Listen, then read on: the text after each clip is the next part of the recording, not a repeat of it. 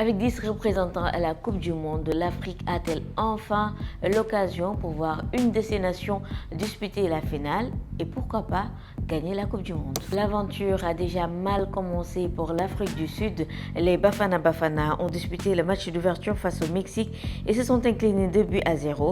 Une défaite aggravée par 2 expulsions puisque les Sud-Africains ont terminé la rencontre à 9 joueurs. Le Cap-Vert s'apprête lui à vivre un moment historique.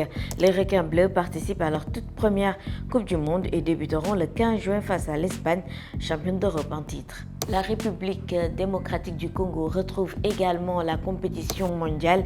52 ans après sa seule participation en 1974, la RDC est de retour et affrontera le Portugal le 17 juin pour son entrée en lice. Le Ghana fait partie de ces nations africaines qui ont déjà marqué l'histoire du mondial. En 2010, les Black Stars avaient atteint les quarts de finale et frôlé une qualification historique dans le dernier carré. Pour leur 5e participation, ils espèrent retrouver cette dynamique. Leur premier match est prévu le 17 juin contre le Panama. La Tunisie, de son côté, reste à jamais liée à une grande première africaine.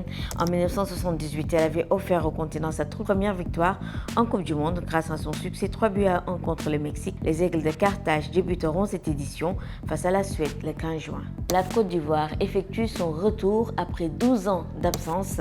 Les éléphants d'Emerse-Faé entreront en lice dimanche contre l'Équateur avec l'ambition de franchir enfin le premier tour, une performance qu'ils n'ont jamais encore réalisée.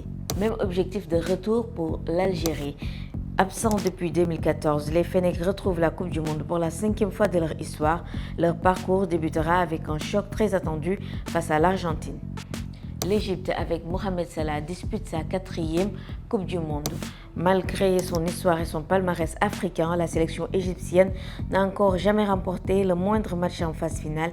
Les Pharaons tenteront de mettre fin à cette statistique dès leur premier match face à la Belgique. Le Maroc arrive avec un statut particulier. Demi-finaliste historique en 2022, les Lions de l'Atlas ont ouvert une nouvelle voie pour le football africain.